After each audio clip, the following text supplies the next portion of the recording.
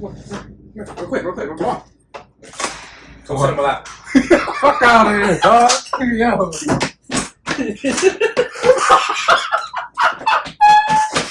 Yo, what the fuck? Oh my. Yo, I'm not gonna. That's staying in there. Just want to let you know. All right. That's cool. All right. Welcome back to the podcast. I am your host, Mike Mai, and here we have today. Please, guest, introduce yourself. Yo, what's poppin'? This is Josh. I work at, you know what I'm saying? I like that. This guy. I'm another Michael. I work at retired cop, and this is how I spend my time. Shout out to Oh my god, bro. On Friday. Okay, alright. Oh my god, yo, these guys are fucking incredible. I tell you from like even pre-recorded. Anyways, alright, Josh and Mike. So you said you were a retired cop, and Josh, you work. Is there anything else you do besides yeah, so me and Mike, we have an OnlyFans together. I was supposed to tell about that, man. $4.99 a package, get the whole deal. Video. Yo, You know what I'm saying? That's what I do from time. Oh my god, bro! You guys, stand-up comedy, you guys probably would kill it. No, but in all seriousness though, besides here, do you do anything else besides OnlyFans and get on Mike's nerves? Right now, definitely trying to pursue my dreams, basically. Become a professional bodybuilder, porn star. Like but definitely a bodybuilder for sure. Okay. I mean, I've been doing this, for like 9 years already. 9 years. Oh wow. Yeah, it came a long way. I was probably around like 108 pounds, maybe less, when I was a freshman of high school, starting off like 2013, 2014. So basically got into the whole fitness guru, watched videos and all that, got motivated, and then decided to, hit the gym and all that. So yeah. That's dope. Yeah. How about you, Mike? Besides here? I don't know. I'm like a top that story, man, for real. But no, been retired since 2016, and it was just the mic closer to you. Well, I'm sorry. That's what she said. In all seriousness, now I've been retired since 2016. It was driving me nuts sitting at home, going through PTSD, going through stress, just depression. I found this job, and I've been here ever since. I love it. The guys I work with are awesome. The people I see on a daily basis are awesome. It makes it worth coming, getting up and coming out the house. Yeah, for sure. Awesome. You do it, show, Daddy. Relax. That's it. I quit. Daddy, relax. Alrighty, and alright, so give Mike back the mic. So just act like we were continuing. Alright, so again, yeah, Mike. I mean, just wanted before we start the actual podcast and me telling the question, asking you what the question. I just want to say I respect you for all the work you've done for the city. Thank you. I have major respect for anyone that's in the service. It really means a lot to me. Okay, so you said that you're a retired cop, and Josh, that you're working towards your Ifbb Pro card. Am I correct?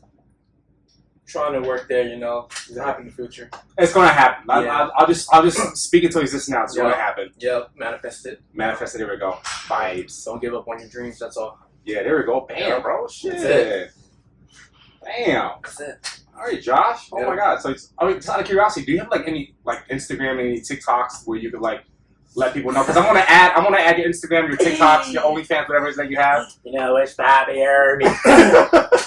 Follow me on Instagram, what you talking about, stare, but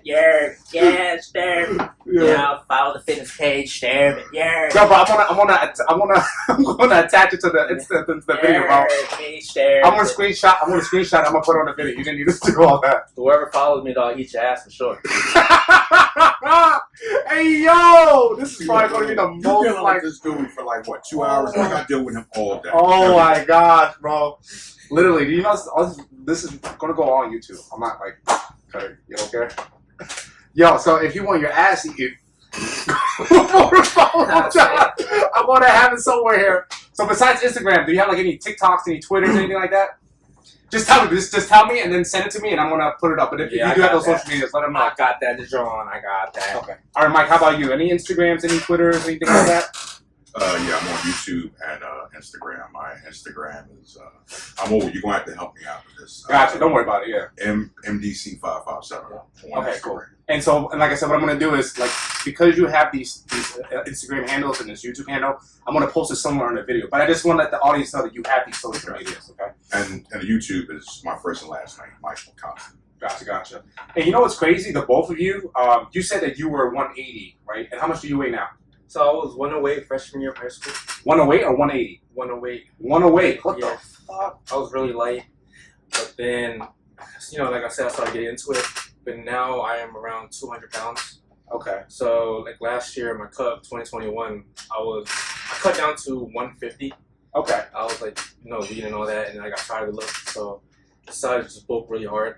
Mm-hmm. Maybe thinking about competing next year, see how it goes, see how Let's everything fucking goes. go. Yeah, but definitely I don't want to do it naturally. Your boy's trying to hop on that good shit. You girl in the back staring. You see me stare. I ain't front end. You're gonna do the whole fucking character, bro. Oh my god.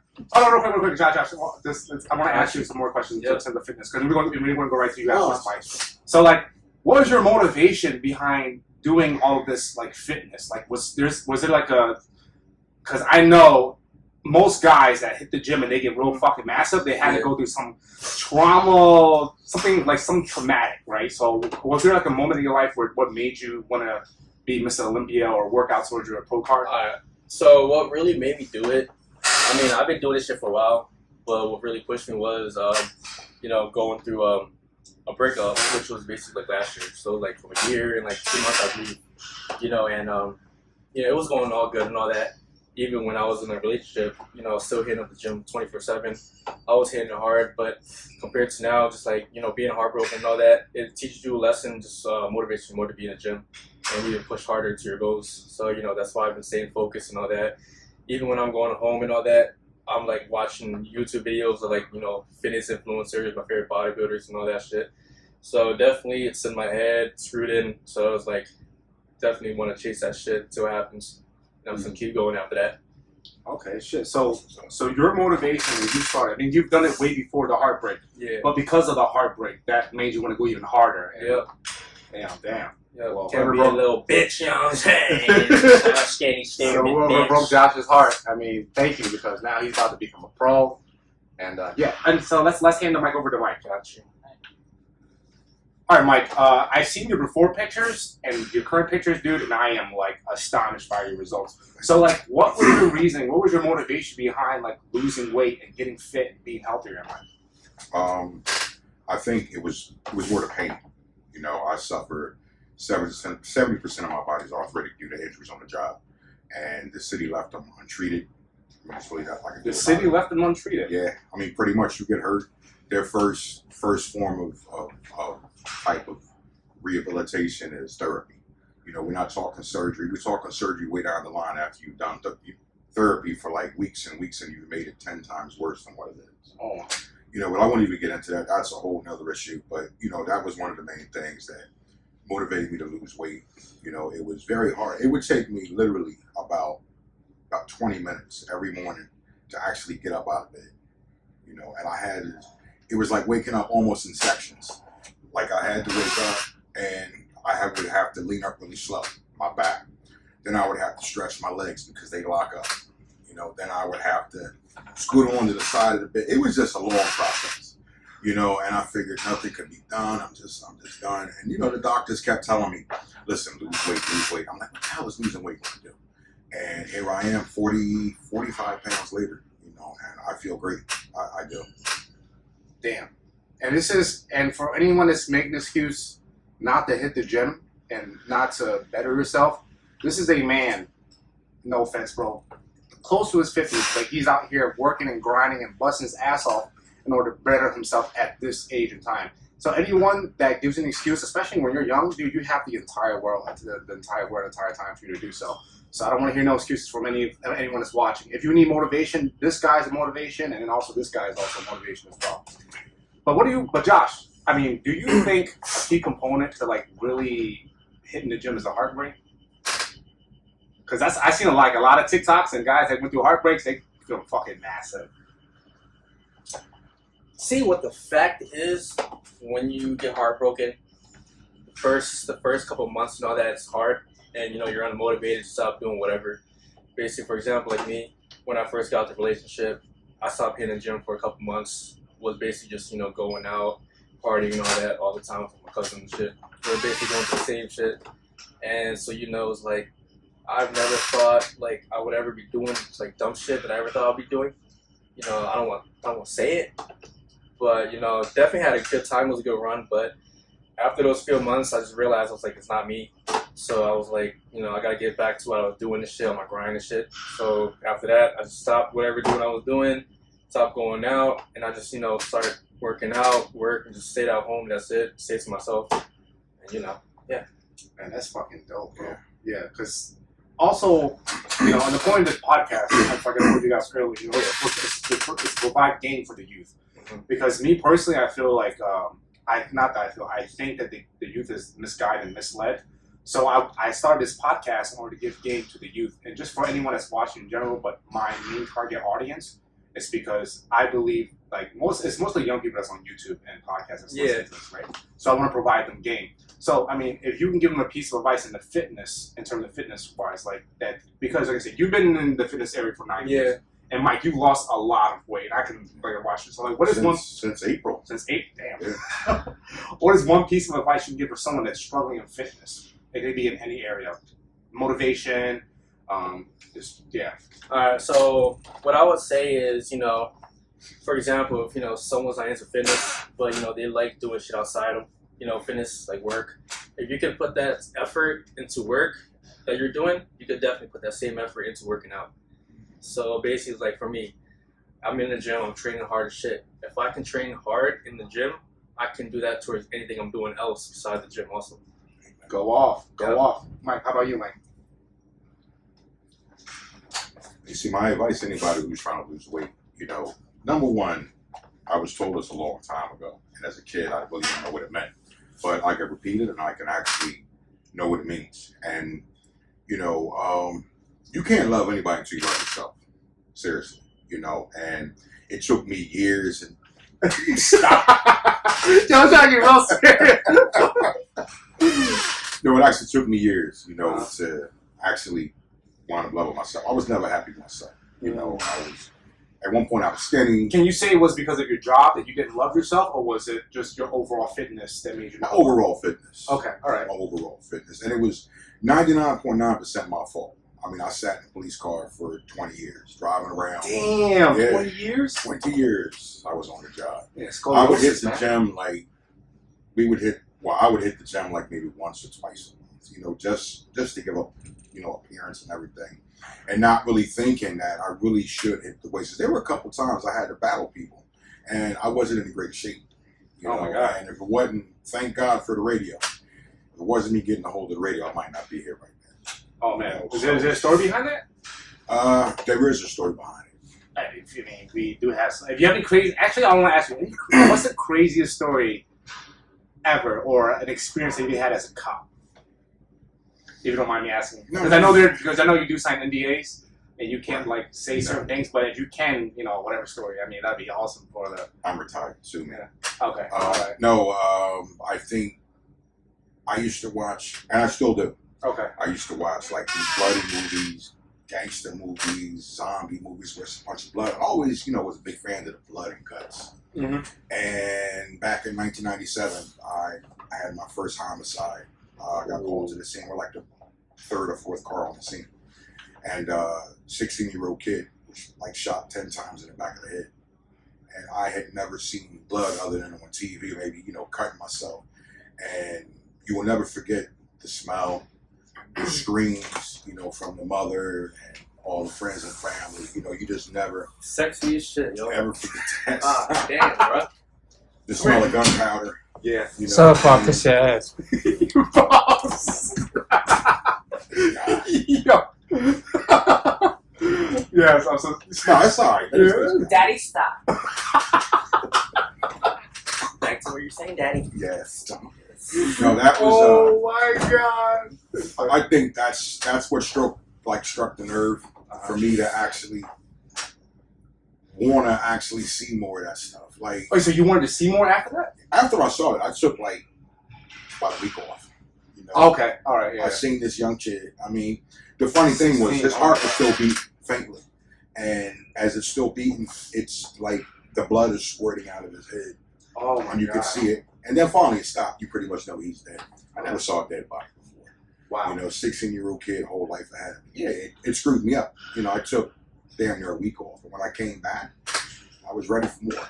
You know, and this job is like a sickness. Once it gets in your blood, you know, is if there was some miracle cure that could cure me, give me new legs or whatever, and they would hire me back, sure, I would do it all over again. Really? Yeah. After going through whatever you went through, you're doing. Wow. That's what I love to do. Man, that is wild. It was fun.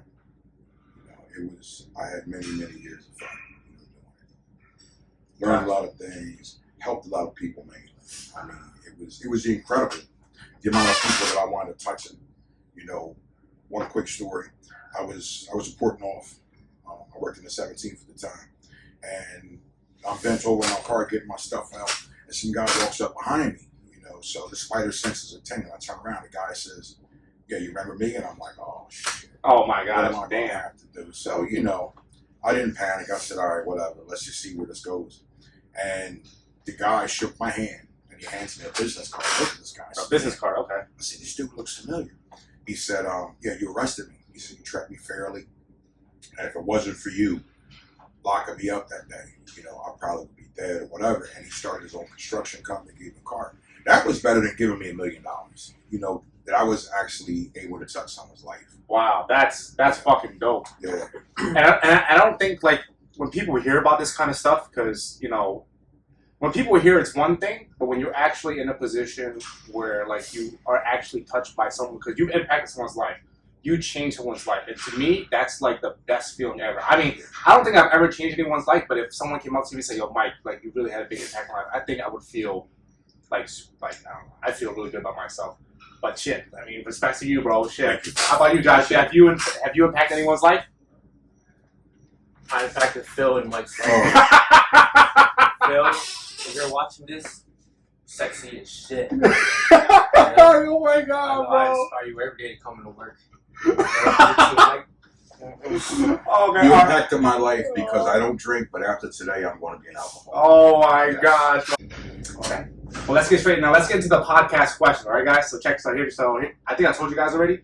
The first question: if you can go back in time during your teenage years, right? What would be one piece of advice you would give your teenage self? And it could be anywhere from 13, 14, 15, all the way to 18, 19. So you, Josh. I would definitely say, if I had to go back to my teen years, I would have to definitely say, you know, like, start my teen years would have, you know, definitely go harder in life, you know. So basically, it's just like seeing myself where I'm at now. You know, I enjoy it. I mean, definitely, like I said, I'm pursuing my goals and dreams and all that, trying to, you know, get that shit quick.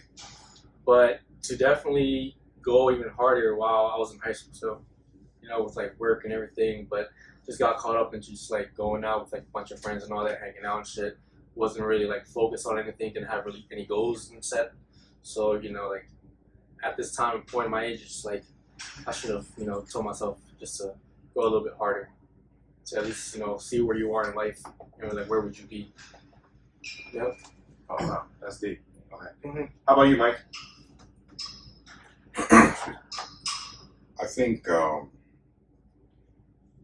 school has a lot to do with it. You know, if I could change things. I dropped out of school in '89, and I did that to get a job to help my mom out.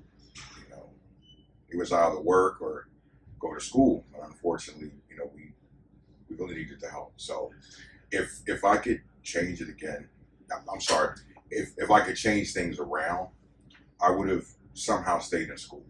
Seriously. I mean, I graduated, got a degree and everything, but it was later on in life. You know, I got my degree when I was in my 30s, and I really would have loved to have, you know, graduated high school, went right to college, and then did everything early. I mean, maybe I might have been a state trooper, because that's my ultimate goal was to become a state trooper, and, you know, not just a city cop. Unfortunately, I got rejected because of tattoos. So I had Wow, they rejected the tattoos? because they have short sleeves. They don't believe in tattoos. So basically, I'm getting away from myself. If I could change anything in my teenage years, I would say definitely find another way to do what I did and stay in school.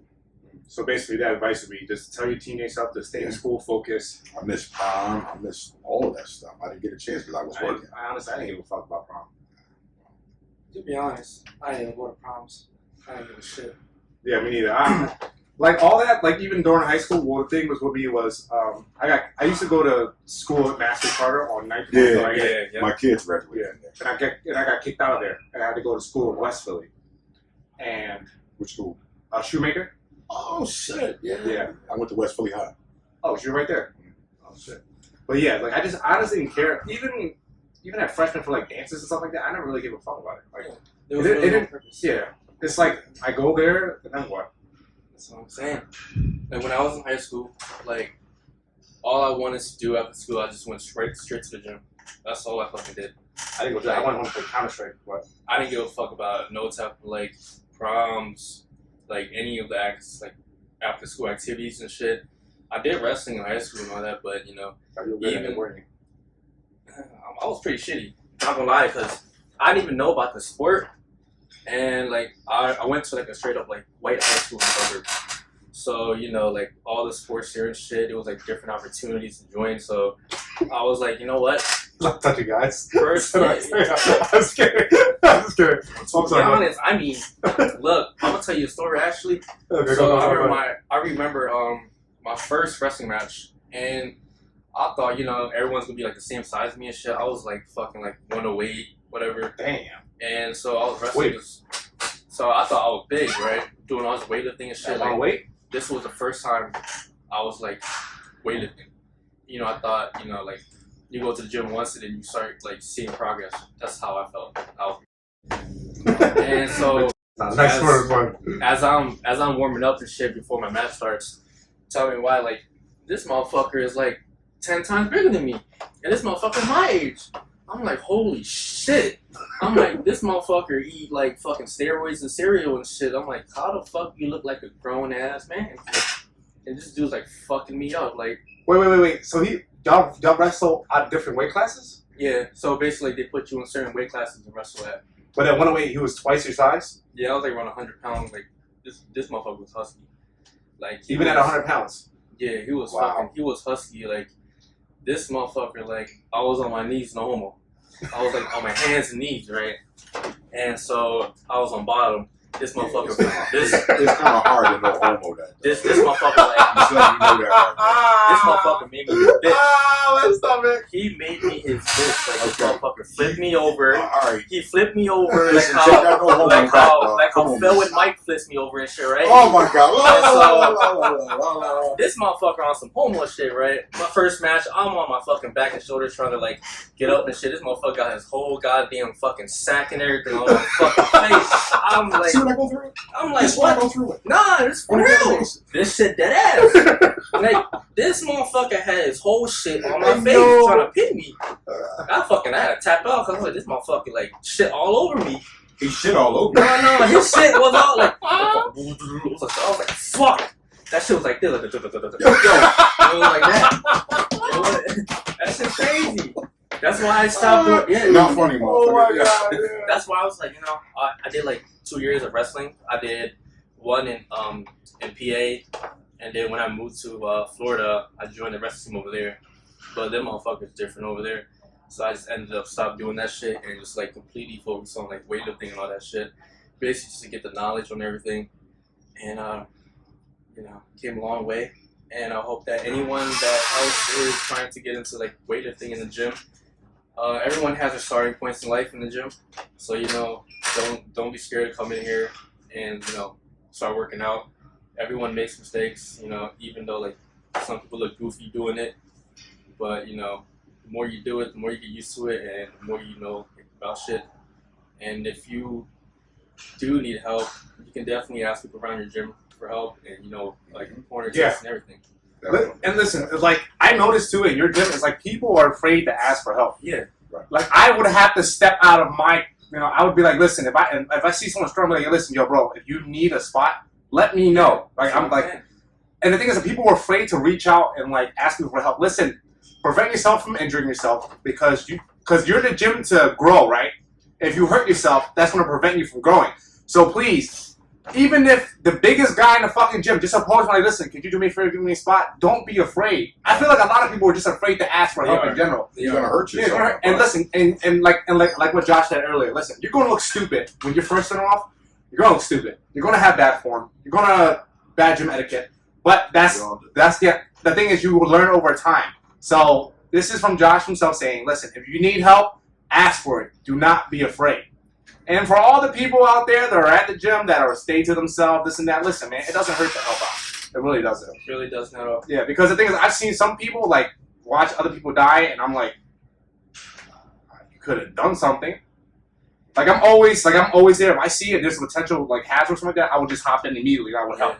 Like no questions asked. That's just me personally because I know how it feels when I first started the gym. Because honestly, I felt like insecure and I felt like embarrassed to ask for help too. Yeah. So I know how it feels to be, anyone to start off the gym. Again, please, if you need help with the spot or anything, please feel free to ask anyone. Here at Blink Fitness, honestly, if you see me and you need a spot, please, we like, hey, listen, tap me on my shoulder. Bro, can you do me a favor? Ask me, can you help me give me a spot? Yeah, I'll be more than happy to help you out. I may not be the best, at what I'm doing, but I can, if I can help you somehow, some way, I'll be happy to help. But I'm pretty sure Josh is the person to go to if you need any fitness advice. Me, Mike, and Phil. I don't know. Just now, I don't know. We the dynamic duo 1, 2, and 3. Phil, you, and me. How was that duo? Well, just remember though. Trio? Yeah, that works. I fail science. All right, so let's go into the second question, okay? So, if there's a specific event for the both of you, right, in your life, whether it be positive or negative, if you can go back in time and relive that moment, would you change anything about that moment, or would you just go back and relive it? Hey, anyone can start. Just want to get this one. That's a good question. Go ahead. Damn. Yo, come here real quick. Any event that I could change, like a relive, I would say my youngest kids, my two youngest, I missed them growing up. I did. The job was more important than my family. I was married to my job. There were things I learned about my kids. It took me to actually be retired and spend time with my children. I'm like, damn, I didn't know you could do that. Damn, I didn't know you could sing that. And you know what? I sound like a horrible father. And sometimes I feel like one. Because, money was more important. It was more important than family. There was so much money to be made during Safe Streets. So much money to be made on overtime. So much money to be made in court. And I was constantly in court. And, making tons and tons of money. But where did it get me? I'm still in the same neighborhoods, still in the same house. It's not like I have like Lamborghinis and mansions, and I wasted a lot of time that I really could have spent with my children. Now I try to spend every waking moment I can with them now because it's not about starting over. You never start over in a situation like this. You make things worse. You just pick up from where you left off. Go off. And then you just do what you got to do. And how I live my life and how I tell my kids how to live their life is live every day like it's your last, because you don't know when the Grim Reaper's going to come knocking on your door. My wife, she's really big on saving, save every dime, save every penny. That's good to save money, but you got a fat bankroll, and when you kick the bucket, you can't take it with you. Some other cat comes. Oh, here we go. Yeah. So enjoy yourself, because you can sacrifice, lose all this weight. I'm not eating this, I'm not buying that, and then go out there, get hit by a bus and die. So what did you do your whole life? You sacrificed. You didn't live life, now you're dead. So guess what? Until God calls me home, I'm going to enjoy life. And that's the only advice I can give. But yes, that would be something I would change if I could spend more time with my kids. My two youngest, because, they were still babies at the time. And Mike, and real quick, Mike, I understand not to say that I understand where you're coming from, but my dad was also the same way. He would just work his ass off. Not that he wanted to purposely ignore us, but, at the end of the day, you had to provide food, and you had to provide, security for your kids. And I'm pretty sure,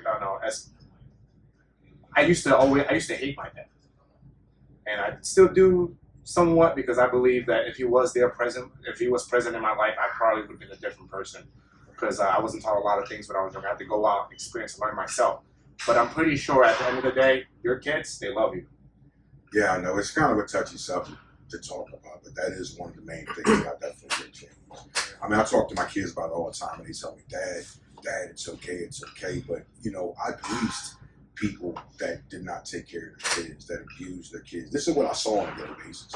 So, you know, coming home to my kids and I got an attitude because I had a bad day. I'm tired because I worked all these hours. I'm no different than these people that I encountered in the street, you know, except I'm not physically abusing my children. You know, I am neglecting them. I feel that I neglected them. You know, I was always working, constant work. And I missed out on a lot of things. But, you know, now my youngest daughter, she's 19, and my youngest son is 16. You know, so we've been spending tons of time with each other now. You know, I mean, it's great, it's awesome, but I really wish I could spend more time. All right, go ahead, your turn, Josh. All right, so I definitely agree with Mike because you know if I did have to go back to the time, either negative or positive, it would definitely be positive because you know, like you said, Is there a specific event by chance? yeah, specifically, all right, yeah. So basically, it's like if I had to go back, it would definitely just spend more time with my grandma because you know she passed away last year. I believe around like January, actually this year. And so, you know how as you get older, it's like you become distant towards family, like certain types of families. So you know, it's like y'all were once close when y'all were little, but as y'all get older, everything becomes more distant.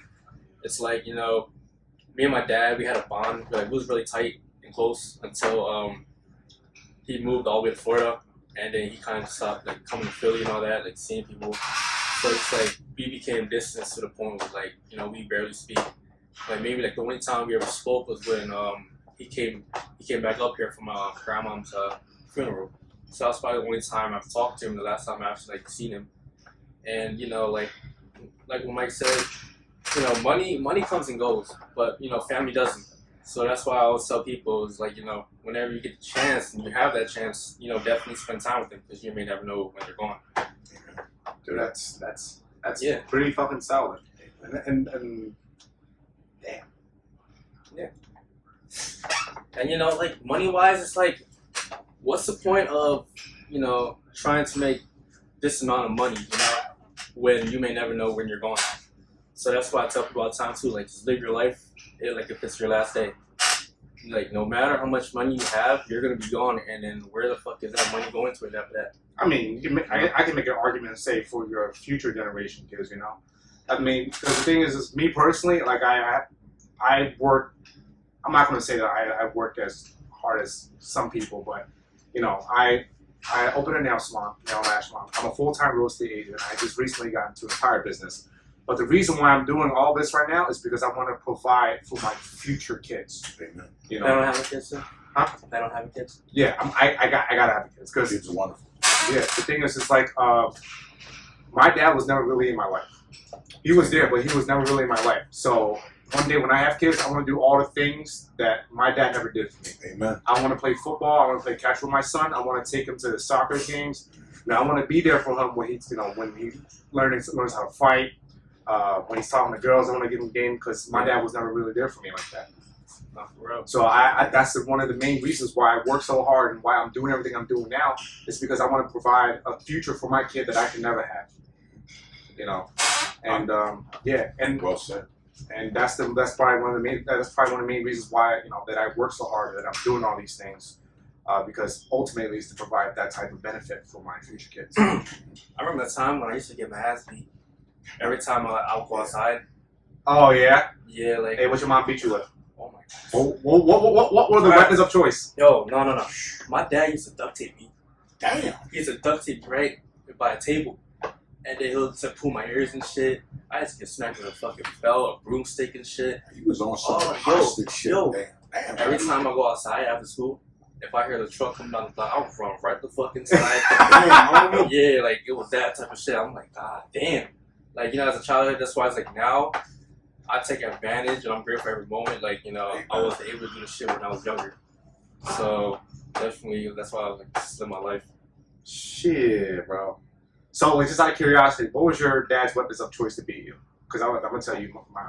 I'm pretty sure we all have different backgrounds and we all have different Shit, my dad used to just find anything to fucking beat me with. But shit, his favorite was definitely the fucking belt for sure. Belt? This motherfucker will smack the living shit out of me, literally non-stop. I'm like, God damn, someone took a shit in your cereal. Someone took it out trying to go outside and play with my goddamn friends. Oh shit. Go ahead, Mike, please. I'm sorry, not to one up y'all, but I came up a different generation. I was born in the 70s. Oh yeah, I had it hard. Yeah, what we call abuse today was love back then. Yeah. I remember I was hanging around some friends, and I'm a young boy, calling myself being tough.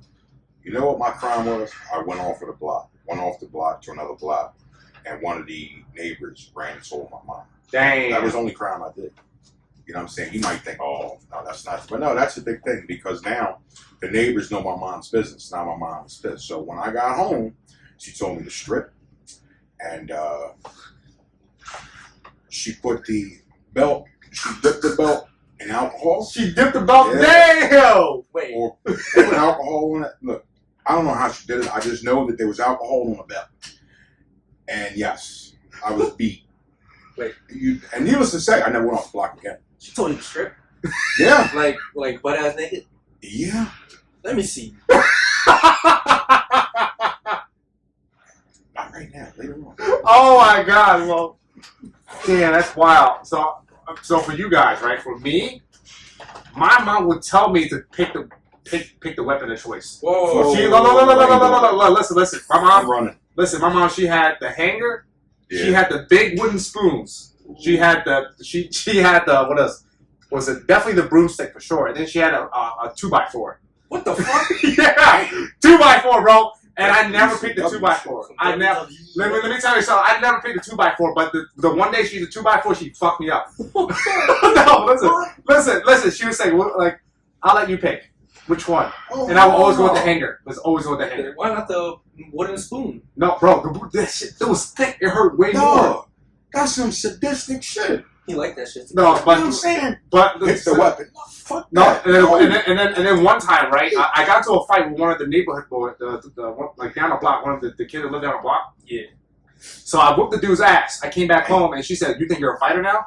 I said, "Well, he started with me. There's nothing I can do. Like, you want me to defend myself? You want me to beat my ass?"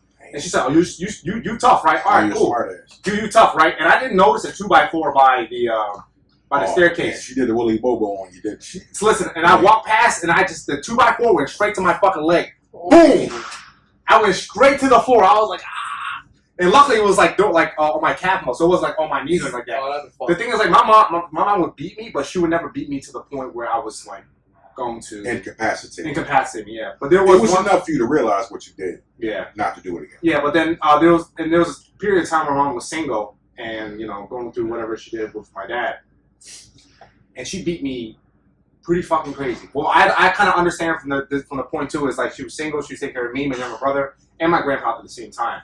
So I don't blame her for what she did to me. And plus, I was a badass kid, like a very, very bad kid. And I take ownership in this because I did some stupid shit. Like and like I don't know if you guys think this is reasonable, but like she would not every week, but probably say like every 2 weeks she would buy me pencils. She'd give me 5 pencils, and she says, "Make these 5 pencils work for you for the next 2 weeks." Oh, that's some bullshit. And then me not knowing anything, I would share my pencils to my friends, but they never give it back to me.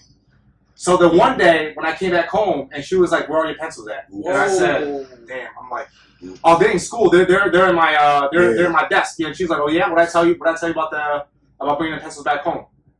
My bad, yo.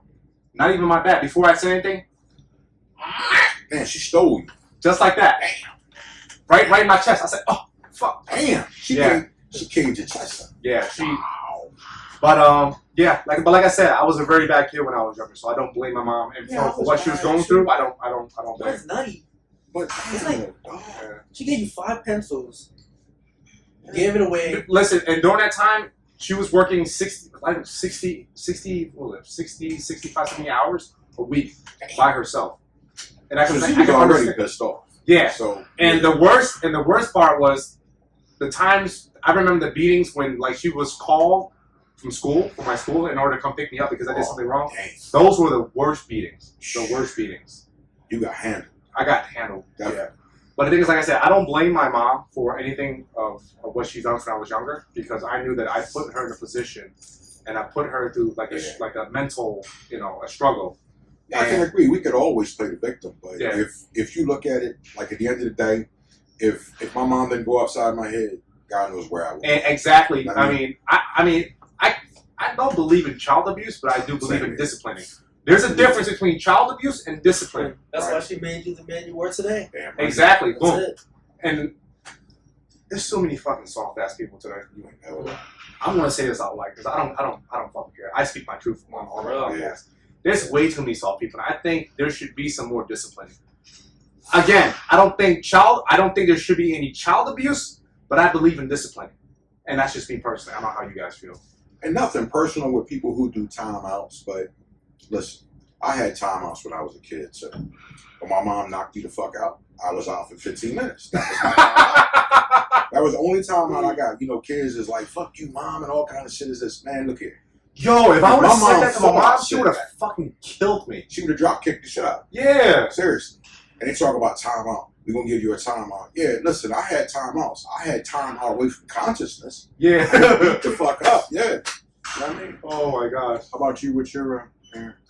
I already said it. Oh, damn. You resent it? I got duct tape. Come on, nigga. That shit works. Yeah, I think you beat I us got all. fucking duct tape. That's Damn. probably why I'm a fucking hornball today or something. Oh my damn, you really duct tape you, bro? Yeah. Motherfucker used to duct tape me to the motherfucking table, duct tape my mouth.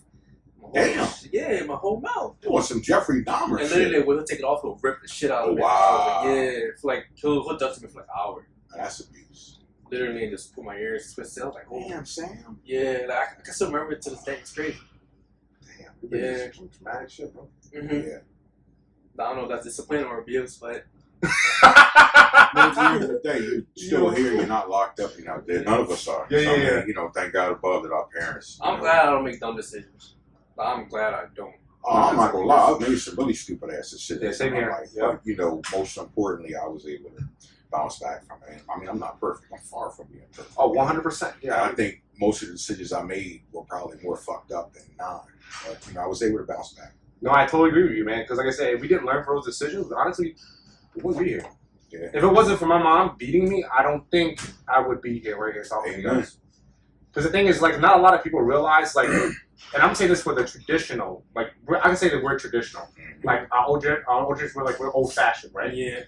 I think compared to today's problem solving and like talking to the children wise, I don't think it's not as effective as like old beatings.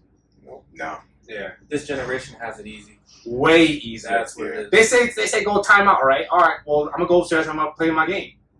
Yeah, like- literally, that's it. That's what it Yeah, is. and I'm like, I used to hide towels in my ass so it wouldn't hurt as much, bro. I used to, that's how scared. Okay, pause. Let me see. Pause. Yeah, I Super was pause. wondering when and where to A say towel in pause, your bro. ass. How big No, is so it? because you know, like when the Asian parents, like when my mom would beat me Yeah. and she would whip my butt, Oh. but I would put a towel in my pants so it wouldn't hurt as much. Oh, I thought you put it between your cheeks.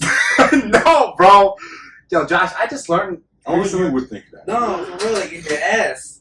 You hit the towel in his ass. So I thought he spread the cheeks and put the towel underneath his ass and closed it. I didn't know he just. I think any child at that age between like 7 and 13 that thinks that, like, okay, anyway, it doesn't matter. But any last thoughts? Any last words? Start with you, Josh. Go ahead, John. You know what I'm saying? Shout out. Try to do a shout out. Yeah, sure, go again. You know, shout out to my brother-in-law. Trust the process. You know, this is his little rough run right now. His little rough draft. But you know, this is the front. I'm sure it's tough. This is the back. You know. That's banging. Yep. Definitely follow his Instagram, and if you guys are interested, let him know. DM him. Prices are $25 a shirt. You know, follow the movement and all that. Show love to Mike. Also, appreciate you for having him on the podcast too. Thanks, I appreciate you, Means a bro. lot. Definitely was an opportunity to take. So you know, see where this goes. Yeah, thanks, Mike. Really appreciate this, man. You know, Thank you. doing this, it really made work coming to work today. Oh, damn, thanks, bro. I appreciate it. Thank It's you. like, no, these dudes really make it. Yeah. You know what I mean? Seeing all y'all, yeah, I really appreciate it. My final thoughts is what I was told many years ago. I'm going to share with everybody else. He who fails to plan plans to fail. Oh, go off. You know what I'm saying? You know, stop thinking so much about what's going to happen tomorrow. We ain't even get through the day yet. Oh, You know, enjoy every waking moment. go off. Because I am here to tell you, there's a lot of people and friends. You know, 20 years of being a cop, I've lost quite a few friends. You know, the gun violence. You know, some cops have died, suicide. And you're just talking to the person like the other day, and you're like, damn, you know what? I'll apologize to him tomorrow, whatever. And tomorrow never comes. And that's happened to me several times. You know, and I would think that eventually I would get it right. So hopefully I will. With my advice is, you know, don't go to bed with no anger, no gripes, no nothing. Get everything off your chest. If you have an argument, whatever, make amends. Definitely make amends, because once the person is gone, there is no calling back. I mean, there is no, I'm going to text them or I'm going to say I'm sorry. Nah, it's too late at that point. You know, and I've been there way too many times. So that's my final thought. And like they say, you know, hate has never solved any problems. Amen. Hate has never solved any problems. Well, like I said, thank you so much for both of you guys. I appreciate the time that, you know, that you took down to do this podcast with me today, because it means a lot. Because, you know, I definitely do want to give game to the people that are watching, especially the youth, like I said. And hopefully, I hope you guys that are watching this, you girls out there, if you got some kind of value out of this video, if you got anything out of this video, period, please leave a like the video, subscribe to the channel. If you have any comments on the video, anything you want to engage us with, any questions to either Mike or Josh, please by all means comment below. And also, like I said, I'll have their Instagrams and also their social media links in the bio and also on the video as well. So thank you guys so much for tuning in, and yeah, see you in the next episode. Oh. So,